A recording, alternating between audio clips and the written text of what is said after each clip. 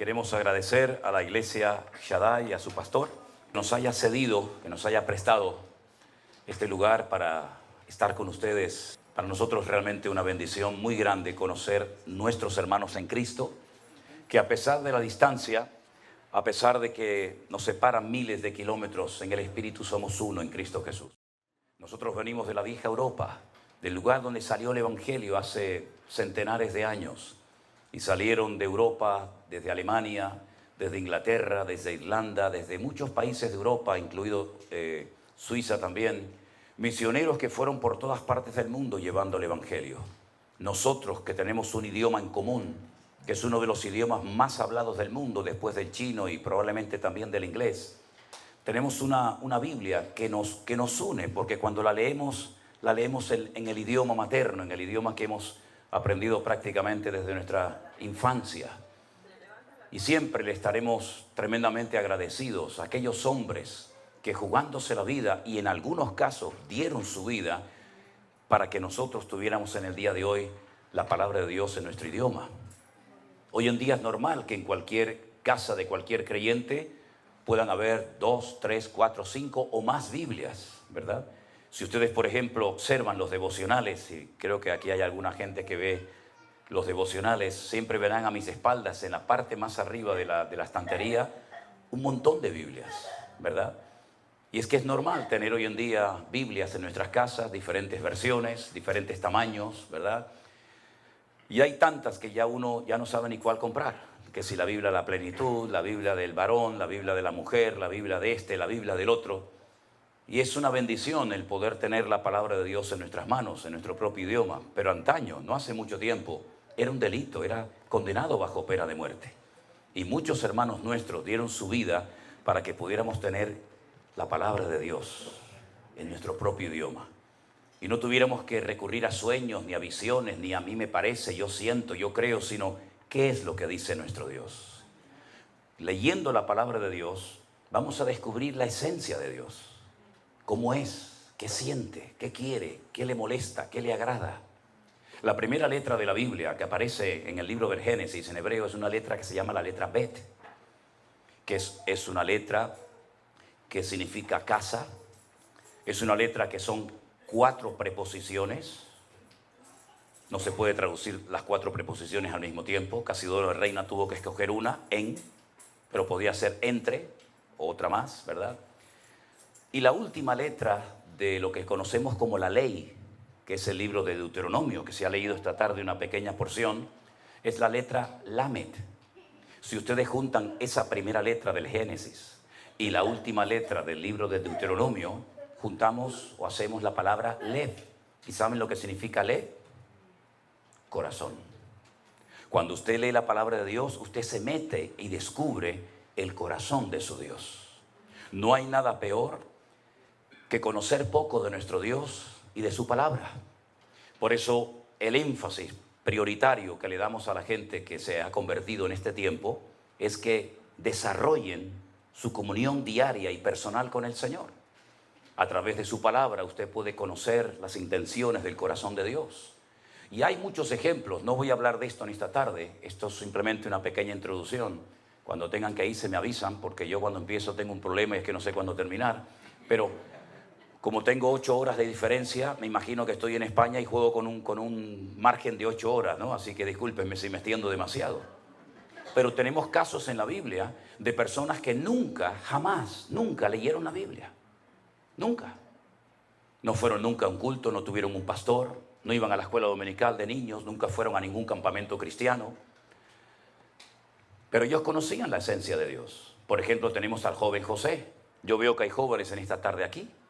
Y fíjense que cuando José fue vendido por sus propios hermanos y apareció y dio con sus huesos en Egipto y posteriormente en la cárcel, él nunca había leído la Biblia, no se había escrito ni una letra de la Biblia. Todavía Moisés faltaban cientos de años para que naciera. Pero cuando a él lo compra un señor llamado Potifar, ¿se acuerdan? Es curioso, ¿no? Para los hermanos era un peligro, para Potifar era una bendición. Qué cosas tan extrañas a veces aparecen en la vida, ¿verdad? Pues dice la Biblia que la esposa de Potifar se enamoró de él y quería mantener relaciones con él. Y entonces él le dijo, ¿cómo voy yo a pecar contra mi Dios? ¿Cómo sabía él que eso era pecado? ¿Dónde estaba escrito? No estaba escrito en ninguna parte, pero él tenía comunión y relación con el Señor. Y cuando tú tienes comunión y relación con el Señor, tú conoces el corazón de tu Dios, ¿sí o no? Él no necesitaba leer la Biblia. Cuando el Señor le dijo a Abraham, sal de tu tierra y de tu parentela, él no dijo, ¿me habré inventado esta voz? ¿Será producto de mi imaginación? No le voy a hacer caso a esta voz. Él sabía que era Dios el que lo estaba llamando. Y lo dejó todo, dice la Biblia, sin saber a dónde iba. Tiempo más tarde, cuando tiene un hijo, la Biblia dice que el Señor le pide en sacrificio a su hijo. Y él podía haber dicho, Señor, ¿me lo prometiste? ¿Me lo diste? Y ahora me lo pides en sacrificio. No puede ser la voz de Dios. Dios nunca le ha pedido a nadie el sacrificio de un hijo. Pero él no cuestionó a Dios. Él caminó 3 días sin parar desde Beersheba, al sur de Israel, hasta Jerusalén, el monte Moriah, para sacrificar a su hijo. Porque él sabía que el Dios que lo había llamado de Ur de los Caldeos para ir a la tierra prometida, era el mismo Dios que ahora le estaba pidiendo a su hijo que lo sacrificara sobre un altar en el monte Moriah. ¿Cómo lo sabía? Por la comunión, por la relación que tenía con el Señor. Por eso, hermanos queridos, si algo tenemos que mantener y desarrollar hoy en día más que nunca, es nuestra comunión y nuestra relación con el Señor, porque es lo único que nos va a mantener firmes en estos tiempos difíciles y peligrosos en los cuales nos ha tocado vivir. Amén, hermanos. Amén. Pablo le decía a Timoteo, ocúpate en la lectura. Ocúpate en la lectura. Y fíjate que estando en la cárcel, él le decía, tráeme los libros, tráeme los pergaminos, sabiendo que está a punto de morir y de entregar su vida por Cristo. Él todavía tenía anhelos de prepararse, de instruirse, de tener material para poder seguir preparándose como siervo del Señor. No hay nada peor que un cristiano ignorante. Por eso pasa lo que pasa. Por eso muchas veces han entrado en la iglesia doctrinas de hombres, mandamientos de hombres, modas, métodos, que aparentemente vienen de parte del Señor, pero que después lo único que traen son divisiones internas, problemas y confusión a las iglesias. Por eso, escudriñar las Escrituras, porque ellas son las que dan testimonio de nuestro Señor Jesucristo. Amén, hermanos. Bueno, vamos a leer la palabra del Señor en esta tarde. No sé si la han traído, si no, no se preocupen. Yo quisiera leerles en esta tarde una historia muy bonita, una historia muy interesante de un hombre que se encuentra en el Evangelio de Lucas, capítulo 19. Evangelio según San Lucas, por favor, el capítulo 19, a partir del versículo 1 en adelante. Es la famosa y hermosa historia de Jesús y Zaqueo. Un poquito de agua tiene por ahí. Aquí, ahí está. Ok, gracias. Gracias. Lucas capítulo 19, versículo 1, dice así. Habiendo entrado Jesús en Jericó, iba pasando por la ciudad. Y sucedió que un varón llamado Zaqueo, que era el jefe de los publicanos y rico, procuraba ver quién era Jesús, pero no podía. No podía a causa de la multitud, pues era pequeño de estatura. Corriendo delante, subió a un árbol sicómoro para verle, porque había de pasar por allí. Cuando Jesús llegó a aquel lugar, mirando hacia arriba, le vio y le dijo, Zaqueo, date prisa, desciende, porque hoy es necesario que yo pose en tu casa. Entonces él descendió a prisa y le recibió gozoso. Al ver esto, todos murmuraban diciendo que había entrado a posar con un hombre pecador.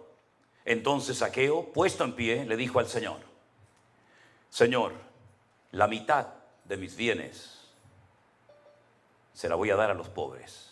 Y si en algo he defraudado a algunos, se lo devuelvo cuadruplicado. Versículo 9. Jesús le dijo, hoy ha venido la salvación a esta casa, por cuanto él también es hijo de Abraham. Y terminamos con el versículo 10 que dice, porque el Hijo del Hombre vino a buscar y a salvar lo que se había perdido. ¿Cuántos dicen amén? Amén. Gloria a Dios. Cuando el pueblo de Israel sale de la esclavitud en Egipto, después de casi 400 y pico años de esclavitud allí, y lograron salir a través de Moisés, como bien saben ustedes, en la noche que celebraron por primera vez la fiesta de Pesaj o de la Pascua, estuvieron a punto de llegar a la tierra prometida y tomar posesión de aquel país virgen que era para ellos. Pero dice que por desobediencia y por incredulidad no pudieron entrar a tomar posesión de la tierra. Se quejaron, ¿se acuerdan? Lloraron amargamente en sus tiendas. Moisés había mandado un hombre de cada tribu, en total 12. La palabra que aparece ahí no es la palabra espías, sino la palabra exploradores. Vayan y gócense y disfruten del país tan lindo y tan hermoso que el Señor nos ha entregado. Están 40 días reconociendo el país. Cuando regresan, la Biblia dice que la gente estaba con la expectativa, con la ilusión de recibir aquel informe. Desanimaron al pueblo. Le dijeron, la tierra traga a sus moradores. La gente es enorme, son como gigantes. Nosotros parecíamos como pequeñas langostas en comparación con ellos. No vamos a poder conquistar el país. Solamente dos, ¿verdad? Como bien saben ustedes la historia, Josué y Caleb, los mandaron a callar y dijeron, ¿qué están diciendo? Es verdad que hay gigantes, es verdad que las ciudades están fuertemente protegidas por murallas, pero nuestro Dios está con nosotros y Él nos va a entregar la tierra. Así que no tengamos miedo, vamos a subir y los vamos a comer como si fueran pan. Lamentablemente no les hicieron caso. El Señor les dijo, 40 días habéis estado recorriendo la tierra a día por año. 40 años dando vueltas en el desierto hasta que toda esta generación de incrédulos desaparezca y Dios levante una nueva y fresca generación sin vuestros temores, vuestros traumas, vuestros complejos, y que se atrevan a tomar posesión de la tierra que fluye leche y miel, la tierra de Canaán. Pasaron 40 años, murieron miles de hombres en el desierto y después vuelven otra vez a la frontera de la tierra prometida. Ahí la tienen enfrente y entonces Josué toma una decisión. En esta ocasión no manda exploradores, en esta ocasión manda 2 espías. 2 espías que tienen que pasar desapercibidos. 2 espías que no van a cara descubierta para que todo el mundo los conozca y los vea. Tienen que pasar desapercibidos para que traigan un informe a Josué de cómo es la ciudad de Jericó. Si ustedes han ido a Israel, los que han ido conmigo lo saben perfectamente, tenemos el río Jordán como frontera natural que divide lo que hoy en día se llama Jordania, antaño Moab, de Israel.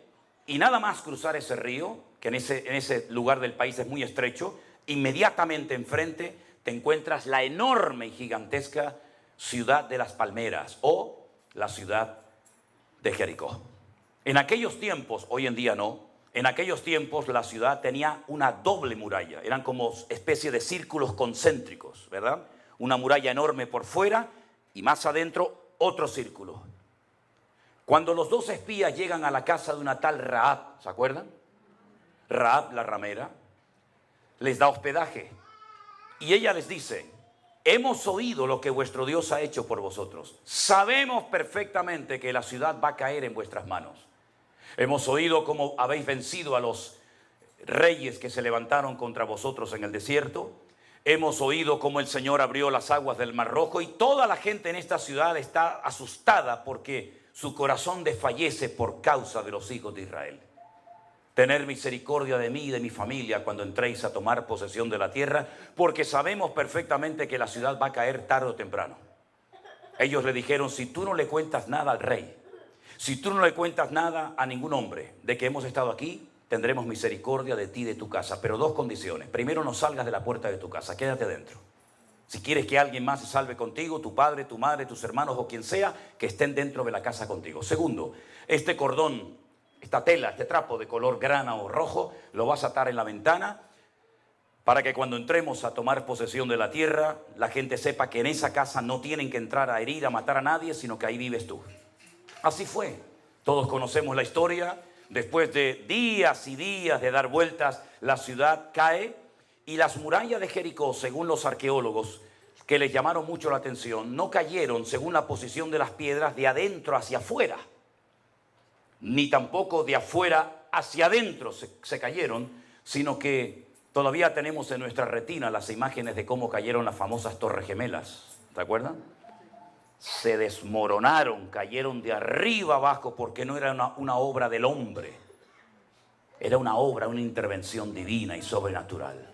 Las piedras se desplomaron sobre sí mismas y todas las murallas cayeron, excepto la casa de Rahab la ramera, que dice el libro del Génesis que ella vivía, su casa estaba entre un muro y el otro muro, en medio ella vivía.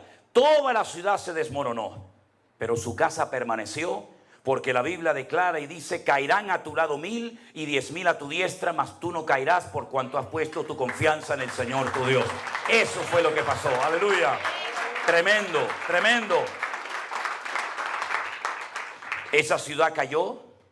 Fue la primera conquista importante de la tierra prometida, y de ahí en adelante fueron tomando posesión de la tierra hasta llegar hasta la frontera, hasta el norte, que le tocó en posesión a la tribu de Dan. De ahí que se diga desde Dan, ¿verdad? Desde Dan hasta Berseba, desde el norte hasta el sur.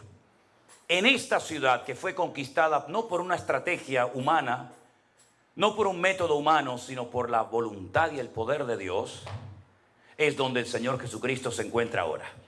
Este pasaje de Lucas capítulo 19 acontece en la ciudad de Jericó. Y es en la ciudad de Jericó donde hay un pequeño hombre de una estatura muy, muy pequeña, llamado Zaqueo, que es el jefe de todos los publicanos y además un hombre tremendamente rico. Los publicanos en aquella época eran personas odiadas. Nadie quería tener contacto y comunión con los publicanos. Ellos no eran romanos. Los publicanos no eran extranjeros, por lo menos en Israel. Eran judíos que se pasaron al bando contrario, al bando del enemigo, y se encargaban de recaudar los impuestos para el enemigo, y al mismo tiempo se llenaban los bolsillos. Y por eso se enriquecían de una manera injusta. Este es el jefe de todos ellos. Uno de los peores insultos que se te podía decir en aquella época a un hombre era llamarte publicano, que es lo mismo que traidor. Traidor. Recaudando, sacando el dinero, robándonos el dinero, nuestros ahorros, nuestros recursos, para dárselos al imperio romano, al enemigo. El Señor Jesucristo llega a la ciudad de Jericó porque fue conquistada milagrosamente por el poder de Dios, y este hombre lo quiere ver, pero dice la Biblia que es muy pequeño de estatura. No lo puede ver, no se desanima, no se deprima, no dice, bueno, total, ¿qué más da? Sino que sale corriendo, se sube a un árbol sicómoro. De hecho, el árbol sicómoro más famoso de Israel justamente está en Jericó. Los turistas van y se sacan fotografías al lado de un árbol sicómoro. ¿Y qué es un árbol sicómoro? Ustedes saben que para trepar, para subir a un árbol, a veces uno tiene que poner una escalera, porque las ramas están muy altas, pero el árbol sicómoro no. El árbol sicómoro es muy fácil treparlo, es como si fuera una escalera, porque las ramas empiezan desde abajo, así. Y entonces usted va pisando la primera rama, la segunda, la tercera, y enseguida se ponen en 4, 5, 6, 7 metros muy fácilmente, porque las ramas son muy anchas, muy fuertes, y empiezan desde el suelo. Y eso fue lo que hizo Zaqueo. Trepa a lo alto del árbol sicómoro para ver el rostro, para conocer al Señor Jesucristo, que ya en aquellos tiempos era muy famoso, porque él se dirigía a Jerusalén. No se olviden, el camino que va de Jericó hasta Jerusalén son 35 kilómetros. Era el camino por el que iban los sacerdotes. Los sacerdotes vivían en Jericó, y cuando les tocaba subir a Jerusalén una semana a ministrar, salían por ese camino, llegaban a Jerusalén, y a la semana volvían a su casa y subía otro turno de sacerdotes. Se conocía como el camino de la sangre, porque la gente sabía que los peregrinos iban con sus diezmos, con sus ofrendas, con sus aportaciones a la casa de Dios, y entonces los ladrones se apostaban en el camino para saltearlos. La famosa historia del samaritano, ¿se acuerdan? El buen samaritano, ¿dónde se lleva a cabo? Ese hombre que es herido, que casi lo matan, en el camino que desciende de Jerusalén hasta Jericó. Zaqueo lo que hace es que está esperando pacientemente para ver el rostro del Señor Jesucristo, y para sorpresa de él, Jesús nos sigue de largo sino que se detiene al pie del árbol y le dice, Zaqueo. Fijaros que lo llamó por su propio nombre. Es que nuestro Dios conoce absolutamente todo. No le tuvo que decir, ¿qué haces allá arriba? ¿Cómo te llamas? ¿Cuánto tiempo llevas allá arriba? Es que lo que nadie sabe y conoce en esta vida, nuestro Dios lo conoce perfectamente. Él nos conoce desde el vientre de nuestra madre. Él sabía que tú ibas a nacer. No es casualidad que tú hayas nacido. Se quedaron millones de futuros o de posibles hermanos nuestros por el camino. Se quedaron por el camino millones de niñas como tú, pero no llegaron a la meta. Pero el Señor permitió que tú llegaras a la meta. Y cuando eras así una cabecita prácticamente que hay que mirarla por un microscopio, tú llegaste porque el Señor te diseñó desde el vientre de tu madre para que tú vivieras de gloria en gloria, de victoria en victoria y de bendición en bendición. No es casualidad que hayas nacido. Al contrario, hay un propósito, hay una razón de ser. Si cuando no eras nada sin Cristo llegaste el primero a la meta, imagínate ahora que el Señor está contigo como poderoso gigante. Nadie te podrá hacer frente en todos los días de tu vida. ¿Cuántos dicen amén? El Señor Jesucristo le dice, baja, baja, baja, Zaqueo, ven. Yo hoy quiero comer en tu casa. Claro, para muchos fue un escándalo. Porque hay personas, cristianas evangélicas también, que ya creen que lo saben todo. Tienen sus esquemas. Esto está bien hacerlo en la iglesia, pero esto no.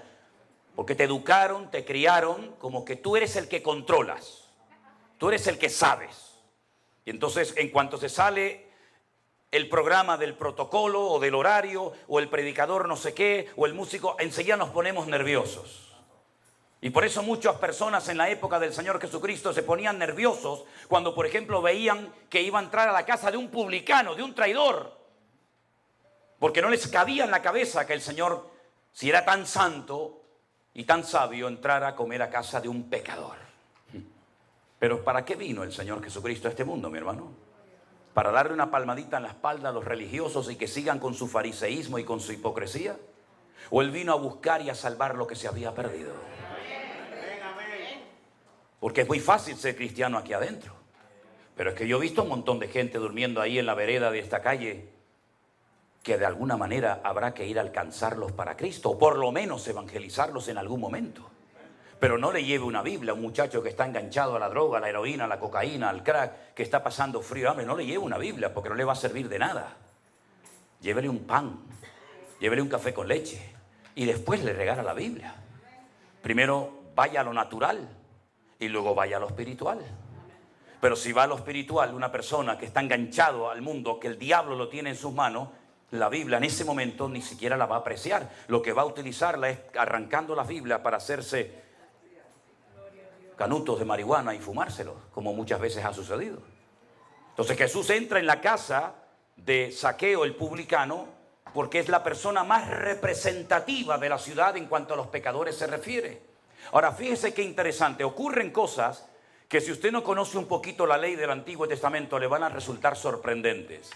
Jesús entró en su casa, no fue solo, sino que fue con 12 hombres más. Sus 12 discípulos, ¿verdad? No abre la boca en ningún momento. No dice absolutamente nada. No le reprocha a Zaqueo absolutamente nada. Nosotros a veces, algunos cristianos, tienen la manía, la mala costumbre de cuando entra un pecador a la iglesia, una persona de la calle, queremos en 5 minutos cambiarle la vida. Y no lo bautizamos ahí mismo porque no hay posibilidad, si no hasta lo harían. Que si huele mal, que si lleva una virgen o un crucifijo colgado en el cuello, que si va en sandalias o descalzo. Tranquilos, la obra no la vas a hacer tú. La obra la va a hacer el Señor. Porque si la haces tú, la obra va a durar lo que dura el culto. Pero si la obra la hace el Señor, va a durar por la eternidad. Entonces,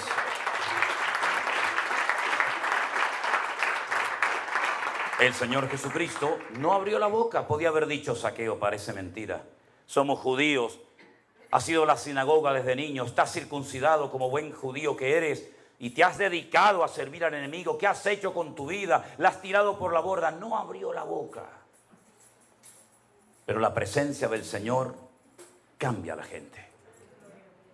Y entonces hay un momento en la comida que Zaqueo, dice versículo 8, se pone de pie. Cuando una persona en la Biblia se pone de pie, es porque va a decir algo importante. Era la forma de la época. No había micrófonos, no había megafonía. Entonces un hombre y una mujer se ponía de pie y todo el mundo guardaba silencio, porque algo importante va a decir. Él se pone en pie y dice, Señor. Lo llama Señor. En hebreo hay dos palabras para la palabra Señor. Una es la palabra Baal. Sí, Baal. La del ídolo. Sí, Baal. Baal significa Señor. Lo que sería el Señor en minúscula para nosotros. ¿Me explico? En hebreo no existen mayúsculas y minúsculas. Baal es Señor. Por eso dice que Sara llamaba a Abraham mi Señor. Baalí. Pero la otra palabra que solamente se emplea para el Señor Dios Todopoderoso es la palabra Adonai o Adoní, que es mi Señor. Y si usted lee el Nuevo Testamento en la versión hebrea, dice Adoní, mi Señor, no Baal, sino Adoní, lo está reconociendo como el Señor. Luego ya empezamos bien. Le llama Señor, lo reconoce como el Señor, lo reconoce como el Creador, lo reconoce como el amo de su vida, y entonces añade la siguiente expresión. Señor, la mitad de mis bienes se la voy a dar a los pobres, la mitad. Imagínate tú, saca cuenta de todo lo que tienes, y dice, bueno, tengo $1.000.000 en cosas.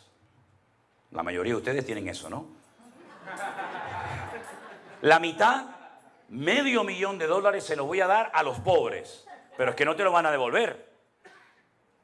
Es que no lo puedes dar con intereses. Bueno, es una inversión. Les doy $500.000 y recibo a los 6 meses 700.000. No. Se lo voy a dar desinteresadamente. La mitad de mi patrimonio se lo voy a dar a los pobres. Algunos dirán, pero esto es una locura. ¿Qué le pasó a este hombre? Es que cuando Cristo entra en un hogar, uno hace locuras para el Señor. La mitad de mis bienes se la voy a dar a los pobres. Y escucha, y si en algo he defraudado, tú sabes que has defraudado, Zaqueo. Tú sabes que esa riqueza no vino de trabajar. Muy poca gente se hace rica trabajando, ¿eh? Discúlpeme. En España. Aquí no. Aquí yo sé que trabajan y todo el mundo se hace rico. Ya. Vienes con una mano delante y una mano detrás y en un año eres millonario. Ya. Y yo me chupo el dedo, como decimos ahí en España, ¿no? También, ¿eh? Si en algo defraudado, y era para decirte, pero ¿cómo no vas a defraudar, querido? Si la casa que tienes, la ropa que tienes, todo el patrimonio que tienes, ¿de dónde rayo lo has sacado, mijo? Si te has enriquecido a costa de la gente abusando de tu autoridad, porque eres el jefe de todos los publicanos. Si los publicanos ya eran ricos y tenían capacidad económica, imagínate el jefe de todos ellos, ¿verdad? Si en algo defraudado se lo devolveré cuadruplicado. Y ahora aquí tengo que pararme a dar una pequeña explicación. La ley de Moisés, la ley que el Señor le dio al pueblo de Israel en el monte Sinaí, dentro de los 613 mandamientos que tienen, 613, hay uno que decía que cuando una persona robaba algo, no era suficiente con pedirte perdón. No era suficiente con devolverte lo que te he robado. El Señor va mucho más allá y dice, pides perdón, devuelves lo que has robado y le das 4 veces más de lo que has robado. Tienes que demostrar que estás arrepentido. Porque si usted a mí, hermano, me ha robado, y usted viene a mí y me dice, pastor, hermano, hermana, discúlpeme, quiero pedirle perdón porque el otro día le robé. Yo digo, sí, yo te perdono, pero dame lo que me robaste. Cristianos sí, pero tontos no. No te pases. Me robaste el otro día esto, me lo das. Yo te perdono siempre, pero no te pases un pelo conmigo.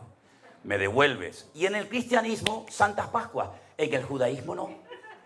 En el judaísmo me devuelves, me pides perdón y me das 4 veces más. Es decir, que si el otro día fuiste al campo y te gustó una vaca que yo tenía allí en el campo, me la devuelves y me das 4 más. Y tú dices, pero ¿esto quién lo hace? El que verdaderamente está arrepentido. Es lo que decía Juan el Bautista. ¿Se quieren bautizar? Claro, porque ahora todo el mundo lo hace, es la moda. Haced frutos dignos de arrepentimiento. Demostradme que estáis arrepentidos. No es suficiente con decir, por mi culpa, por mi grandísima culpa, yo pecador me confieso. No, eso ya no vale, eso ya no, eso era antes. Ahora tienes que demostrar que usted está arrepentido. Me das lo mío, me pides perdón y me das 4 veces más. Por eso David robó una mujer y 4 de sus hijos los perdió. ¿Lo entienden? El que roba, 4 veces más. Ay, amigo, esto es serio, ¿eh? Es que el cristianismo es para hombres, no es para mequetrefes. No es para... ¿Verdad? No, esto es un esfuerzo que con la ayuda del Señor lo podremos hacer, solos no.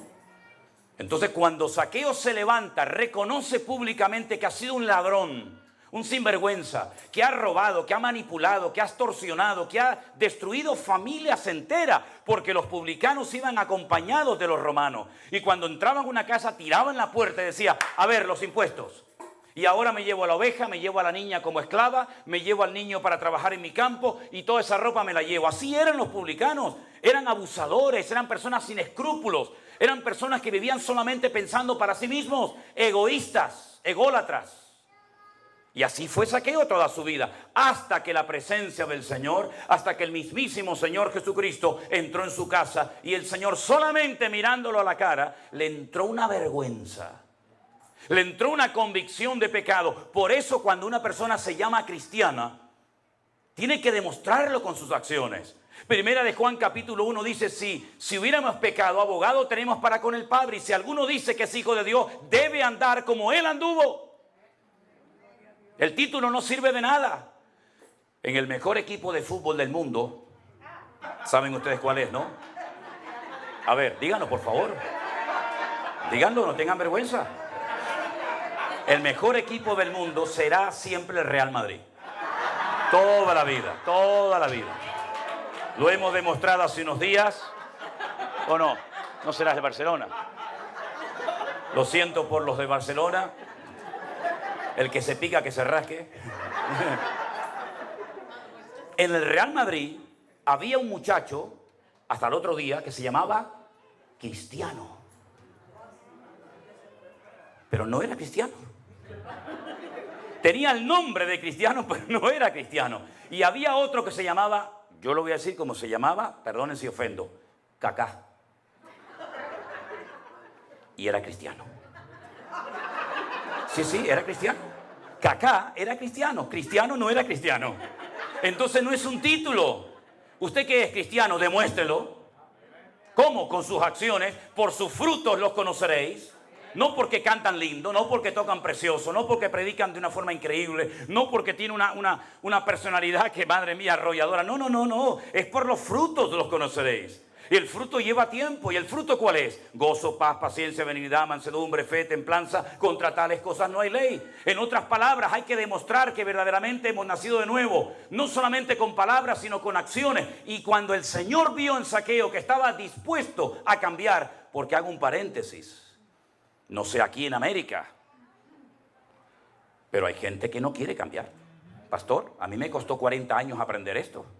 Yo creía que todo el mundo cuando escuchaba la palabra iban a cambiar, pero no, yo me engañé durante mucho tiempo a mí mismo. Hay gente en las iglesias que no quieren cambiar.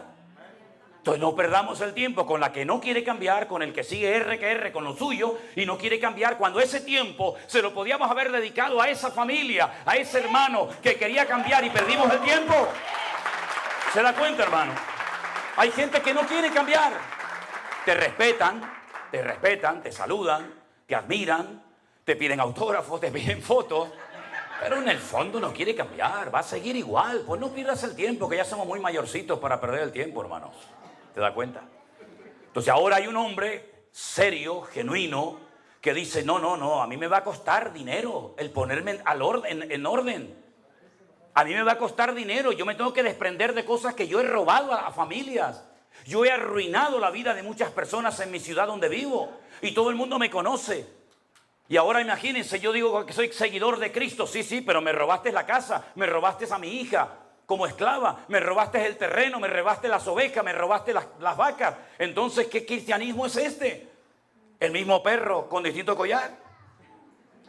Antes iba a misa y ahora voy al culto. Antes comía la hostia, ahora como el pan y el vino. ¿Esto qué es? Esto es un relajo. Pero entonces el Señor, cuando ve que va en serio y dice, ahora reconoces que has defraudado. Qué cosa curiosa. Es que el Espíritu de Dios viene a convencer de pecado. Entonces ahora, al final de la larga conversación y de la comida, ahora sí habla el Señor. Por eso hay algunas Biblias, como ustedes pueden comprobar, que cada vez que habla el Señor las palabras aparecen en color rojo. ¿Sí? En este caso es así. Y ahora yo voy a leer las palabras que aparecen en rojo, después de haber escuchado a Zaqueo, y dice así, el Señor: hoy ha venido la salvación a esta casa, por cuanto él también es hijo de Abraham. Porque el Hijo del Hombre vino a buscar y a salvar lo que se había perdido. La bendición viene después del arrepentimiento. La bendición viene al hombre y a la mujer obediente, no al que quiere beneficiarse del Evangelio sin pagar el precio, sin pasar por la cruz. Se ha pervertido de tal manera el Evangelio que se le ofrece al pecador, se le ofrece al desobediente, todo a cambio de nada. Venga adelante, oramos por usted para que reciba la unción del Señor. ¿Y para qué la quiere? ¿Para pecar? ¿Para seguir en desobediencia? Venga adelante y el Señor le va a sanar. ¿Para qué? ¿Para que te vayas al bar otra vez a emborrachar? No, venga a la iglesia, como dicen algunos hermanos. Venga a mi iglesia que oran por usted y el Señor le resuelve todos los problemas. ¡Falso! No es verdad. Hay problemas que yo tengo porque soy cristiano, que si no fuera cristiano nunca los habría tenido. Entonces usted dirá, ¿y entonces cuál es la diferencia, hermano? Si yo vengo a la iglesia y tengo problemas y tengo dificultades, es muy clara la diferencia. Que antes sin Cristo me volvía loco. La gente recurría a magos, astrólogos, adivinos, tarot, cartomancia, horóscopo, etcétera, etcétera. Y ahora todo lo puedo en Cristo que me fortalece. Y cuando clamo, Él me responde. Fuerte ese aplauso a Él. ¡Aleluya! ¡Gloria a Dios! Ese es nuestro Dios. No se sienta mal si está enfermo y el Señor no lo ha sanado. No pasa nada. No pasa nada. Aunque te sanara, te vas a morir igual.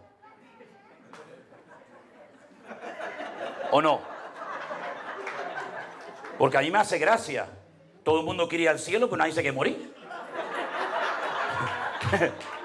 Pues para ir al cielo hay que morirse, mijo. A menos que el Señor nos lleve en el rapto, que no sé si estaremos allí. ¿Verdad? Oye, yo conozco un hombre, y usted también lo sabe de quién estoy hablando. En una semana enterró a los 7 hijos.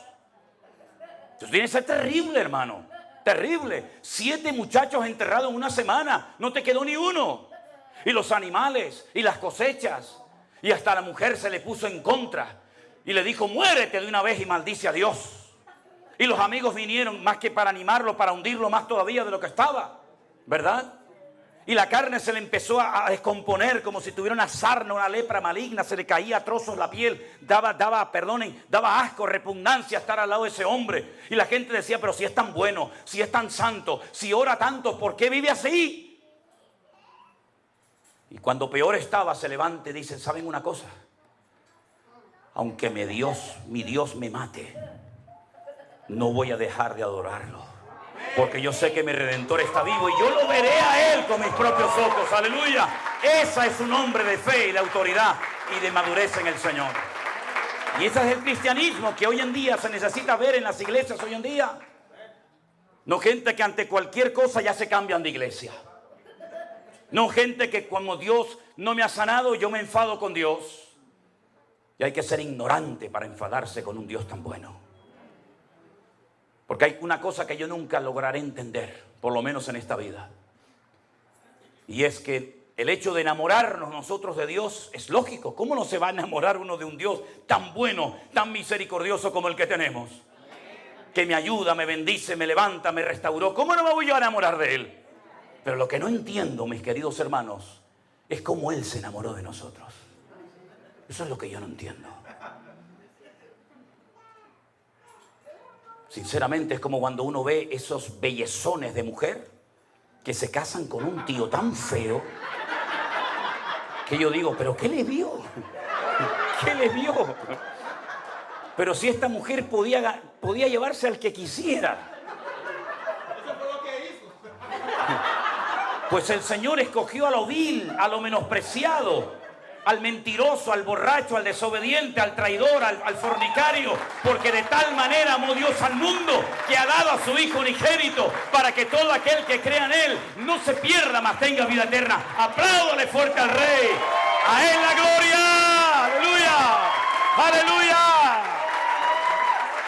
Zaqueo, ¿quién iba a ser amigo de Zaqueo? ¿Quién se iba a meter en la casa de este desgraciado? Solamente el Dios de amor. Y le cambió la vida, como nos la cambió a nosotros. Y por eso cuando yo entendí esto, cuando yo fui por primera vez en mi vida a una iglesia evangélica y comencé a ir, y un día y otro día, y un domingo y otro domingo, y mi padre, que siempre se pegó años preguntándome: Manolo, ¿tú qué vas a hacer en la vida? ¿Tú qué vas a hacer? Estás con tus coches, con tus motos, con tus bicicletas y con tus historias. ¿Tú qué vas a hacer en la vida? Yo decía: lo estoy pensando, papá. Cuando yo un día le dije a mi padre: quiero hablar contigo, papá, y me encerró en la habitación y me dijo: a ver, siéntate ahí. ¿Qué me quieres decir? Digo: papá, ya sé lo que quiero hacer en la vida. Y me dice: hombre, bendito sea Dios. No se persignó porque era cristiano, si no se hubiera persignado en aquel momento.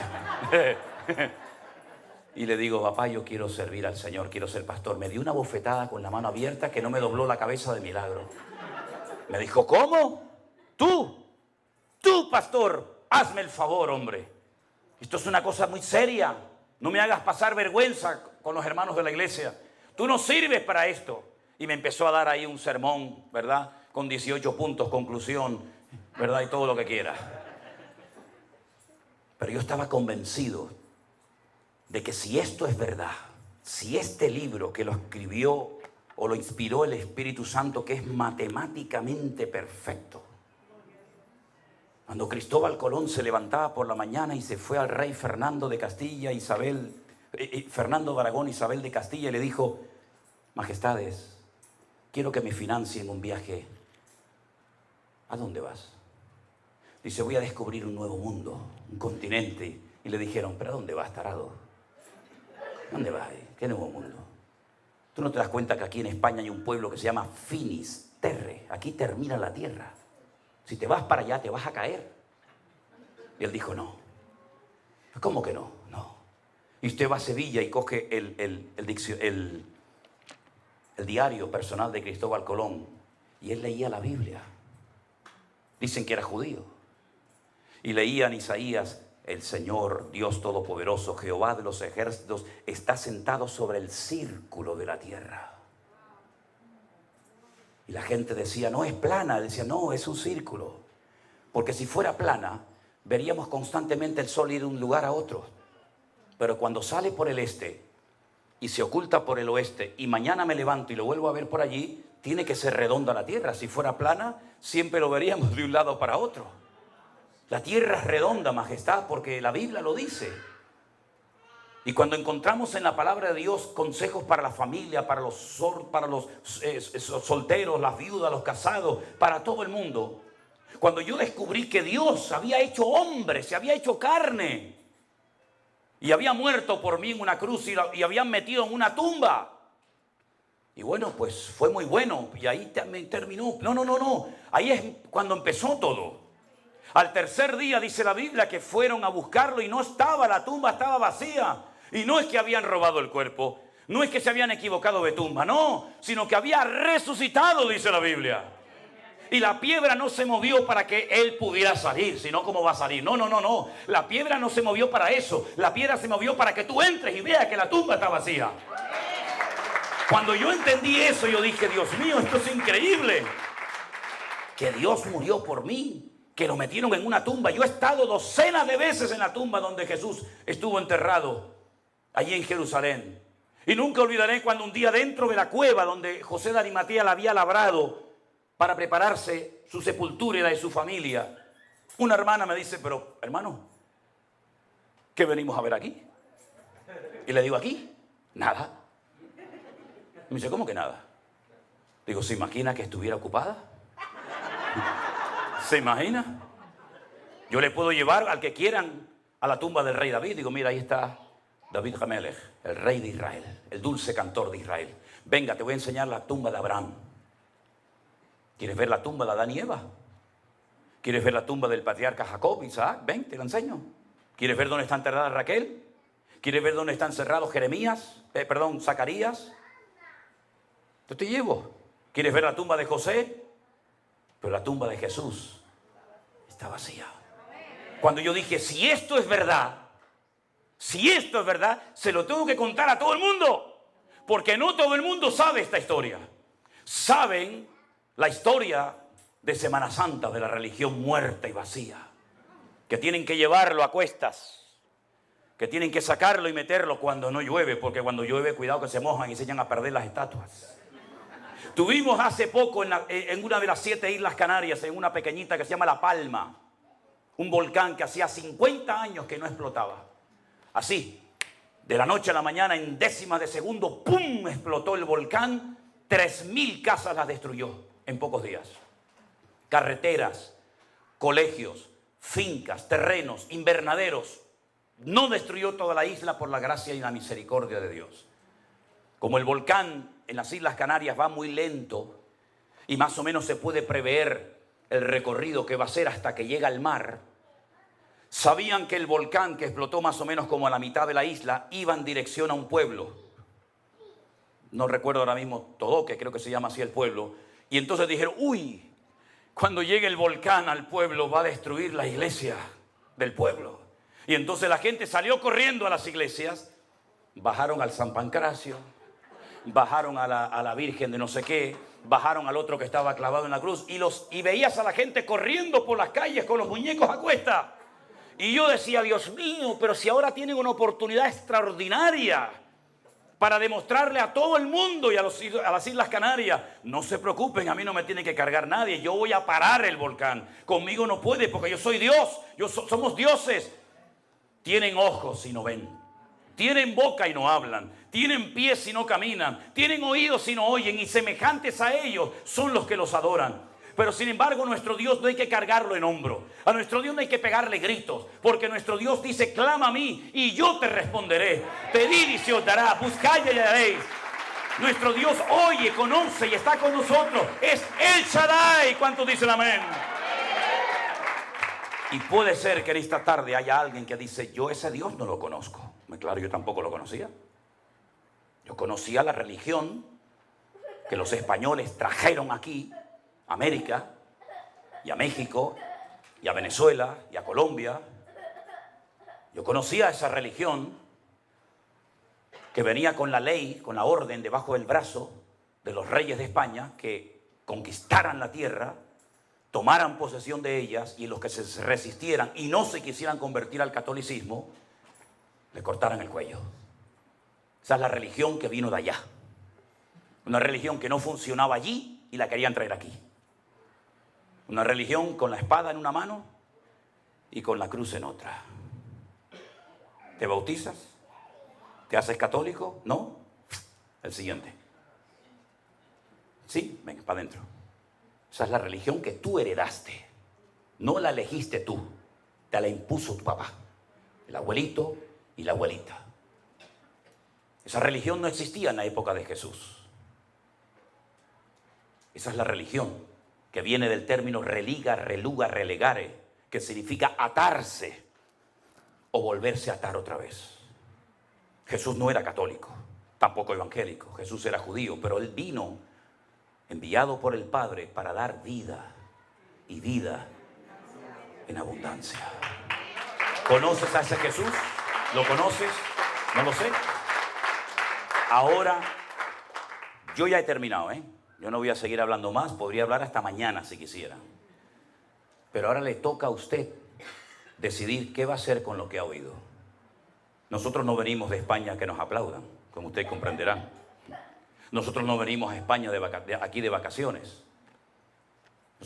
Hemos venido aquí para hablarte de mi Señor, el que me salvó, me liberó y me sanó. Si usted no conoce a ese Señor, hoy tiene la oportunidad de decir, como yo dije hace muchos años atrás, yo no creo en Dios, ni en pastores, ni en Biblias, ni en nadie. Pero si tú existes verdaderamente y puedes hacer algo por mí, yo te pido que me ayudes a cambiar, porque yo quiero conocerte. Bendita la hora que hice aquella oración. La hice con 17 años, voy a cumplir 61 años dentro de poco, y no me arrepentiré jamás en la vida de haberle entregado mi vida al Señor Jesucristo. ¿Usted lo conoce? ¿Lo quiere recibir en su corazón? Porque ¿dónde pone el hombre a Dios? ¿Dónde lo pone? Aquí en el cuello, en la cartera atrás te dice, no, mire, yo soy muy cristiano, mire, aquí lo tengo. Encima de la mesita de noche, encima de la cama, ese crucifijo enorme que como se le caiga un día a uno en la cabeza lo mata. Lo ponemos en todos los lados, menos donde tenemos que ponerlo, que es aquí adentro en el corazón. A mí me da igual dónde se vaya a congregar usted, si es aquí, allá o en ninguna. Yo no vengo a hacer publicidad de una iglesia. Usted ha vivido perfectamente sin mí toda su vida y yo sin usted. Por lo tanto, no venimos para hacer un negocio. No. Yo vengo para hablarte del Señor que me cambió la vida. Si usted quiere cambiar y pedirle perdón al único que le puede perdonar sus pecados, porque no hay hombre en el mundo que le pueda perdonar los pecados, ¿sabes? No hay pastor, reverendo, no hay nadie que te pueda perdonar tus pecados, sino solamente Dios. ¿Y quién no ha pecado? Dígame. ¿Quién no ha pecado? ¿Aquí no has pecado nunca? A lo mejor has hecho cosas que ni tu mujer sabe que las hiciste. O tu marido, o tu hijo, o tu padre. Pero Dios es un Dios de amor que dio su vida en la cruz por ti, para que si hoy tú quieres conocerle, lo puedas conocer y empezar tu vida nueva. Cierra tus ojos ahí donde estás, mi querido hermano. Yo quiero preguntar en esta tarde, ¿hay entre nosotros alguna persona que nunca le ha entregado su vida a Él, al Creador del universo, al Señor Dios Todopoderoso? Pero tú lo quieres hacer en este momento. Ahora es el momento de hacerlo. Ahora es el momento de decir, Señor, perdóname. Cambia mi vida, Jesús. Quiero conocerte. Me gustaría mucho poder orar por usted. Me gustaría mucho poder orar por ti. Simplemente tienes que levantar tu mano ahí donde estás. Dios le bendiga. Dios le bendiga. Dios le bendiga. Dios le bendiga. Amén. Dios te bendiga a ti también. Gloria a Dios.